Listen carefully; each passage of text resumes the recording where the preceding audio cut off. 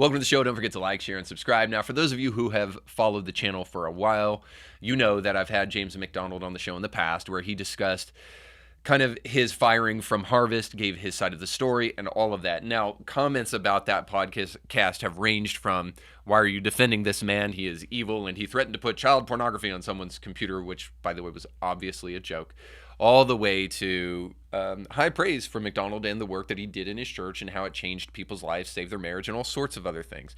So there's been quite a polarizing take on it. And the latest story of what's been happening with James will probably be no less polarizing. But I wanted to speak about it just simply because there have been those who have run to the comment section about what he just did and tried to anachronistically place what happened just recently in San Diego and the assault charges that were brought upon him and what took place in the past at Harvest. Now, I understand why people are trying to make the correlation, but we can walk and chew gum at the same time, and these two incidents are not related.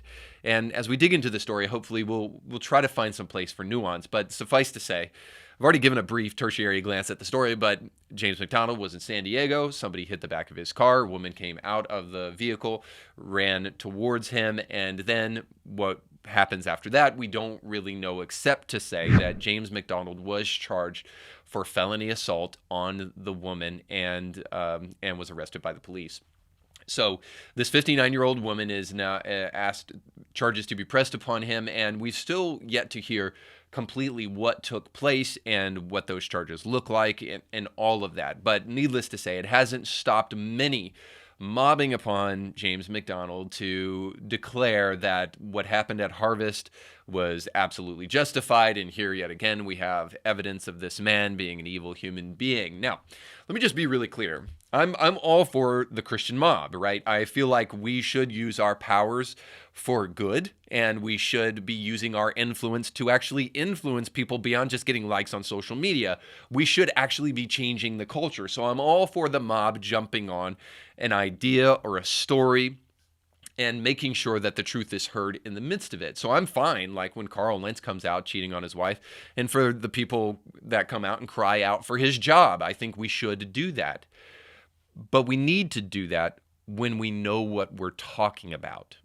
So let me be really clear. We hear a lot about judgmentalism, oddly enough, mainly from people who don't have a mirror and don't know how judgmental they're being. Now, of course, they hate judgmentalism, but they are very quick to judge anybody that disagrees with them. So I remember having this happen to me in the past as I was speaking with somebody about why people are leaving the church. And so I happen to suggest that the reason people are leaving the church is because Christians aren't, by and large, standing up for Christian principles and Christian values and effectively arguing for Christian truth in the public square. Therefore, the public doesn't really see the need for Christianity. And of course, I was told that it is because Christians are just too damned intolerant. And how could you even suggest such a stupid thing that Christians aren't preaching the truth? And it's actually the preaching of the truth that's caused people to run away from the church. And we need to be more loving, you idiot. Now, of course, I saw the incredible hypocrisy from the intolerant, tolerant crowd in the Christian church that always leans more left, by the way, and the way we see this in society as well. Those who are calling for the most tolerance actually typically have it the least. And that is the same with judgmentalism. We are quick to say, well, we shouldn't be judgmental or snap to judgment, but then, of course, there are people who are really glad to do it when they see a pastor fall from grace, or when they see a pastor, which is a misnomer, by the way, but nonetheless, it's a colloquialism. When we see a pastor who's fallen, there are those who love to sink their teeth into that guy. And it's typically the Christian progressive or the deconstructionist who thinks that we need to allow people the space and the freedom and the love to deconstruct and destroy their faith, and walk with them as they do that. But of course, whenever we can destroy things, we're glad to do it. Needless to say, judgmentalism is only judgmentalism when you're making a snap judgment or making a judgment without information. To call somebody an adulterer who is an adulterer is not judgmental, or to call Dylan Mulvaney somebody who is at best very mentally disturbed, if not a cosplaying hack of a wannabe woman, that's not judgmentalism, and we actually have the receipts to be able to back that up, just as we did with Carl Lentz affair. And my point here is this, is that all we know about the story with James McDonald is that he was charged with felony assault. And the problem with the Julie Royces of the world who want to come out and to declare these stories as proof positive that the church needs reformation and Julie is here to do it for us all, is that Julie is probably not going to come back after the fact if this is thrown out of court and make sure to exonerate McDonald, as the court may do. Now, I'm not suggesting that they will. All I'm saying is that when we're quick to jump on the bandwagon without the information that we actually need to know what took place, then we should be slow to put forth our judgment. So in other words, it's fine to be judgmental about things that you're aware of. It becomes judgmentalism when you are making snap judgments without the correct information. Now, let me give you an anonymous source that gave me an alternative story, and whether you choose to believe it or not is up to you. But just so you know, there are two sides to every story. So the anonymous source, which you may be able to guess, told me that James McDonald has been suffering from PTSD, as you might imagine, since he was kicked out of his church, and has had severe anxiety attacks and blackouts. So when this accident happened, James McDonald immediately had an anxiety attack. When the woman rushed out of her car and rushed toward him, he immediately blacked out, and he actually fell on the woman and then fell face first into the pavement, crushing his face. And so when he fell on the woman, he doesn't recollect any of this stuff according to this source.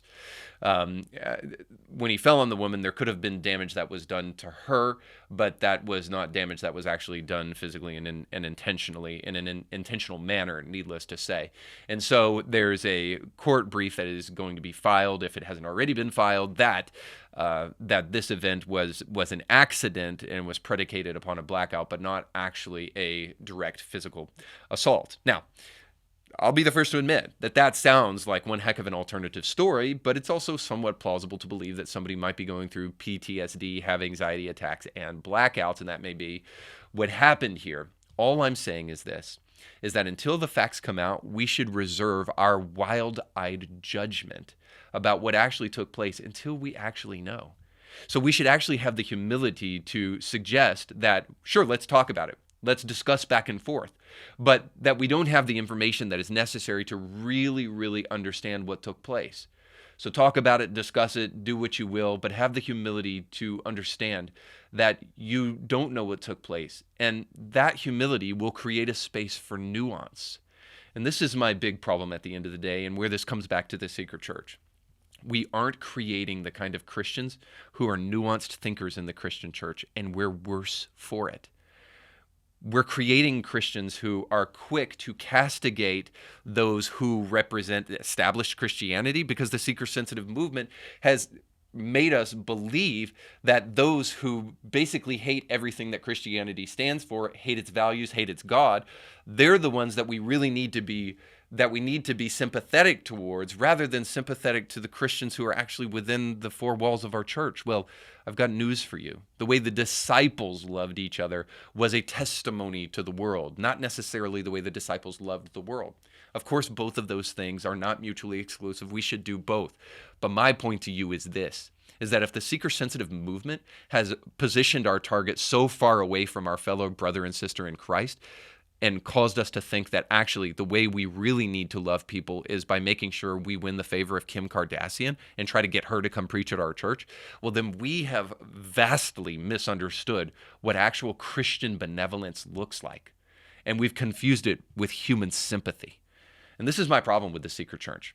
We talk a lot about compassion and love, but when it comes down to actually show it, we have very little of it.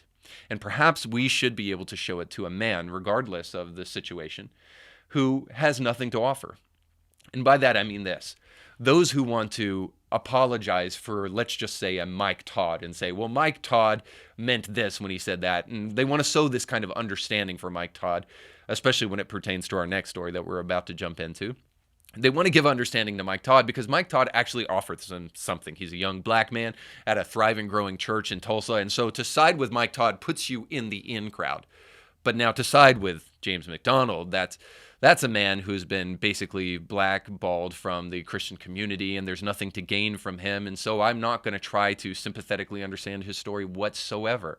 He's somebody that basically can be dead to me, which means ultimately the kind of love that you're talking about is nothing more than self-love. So you just got done watching a small excerpt of a much larger episode. You can find the link to that full episode down below in the description of this video. So you definitely want to check that out, because if you like that clip, you'll like the much larger episode. And while you're at it, don't forget to like, share, and subscribe, and click that little bell to be notified when great new episodes of Indie Thinker come your way. Thanks for watching.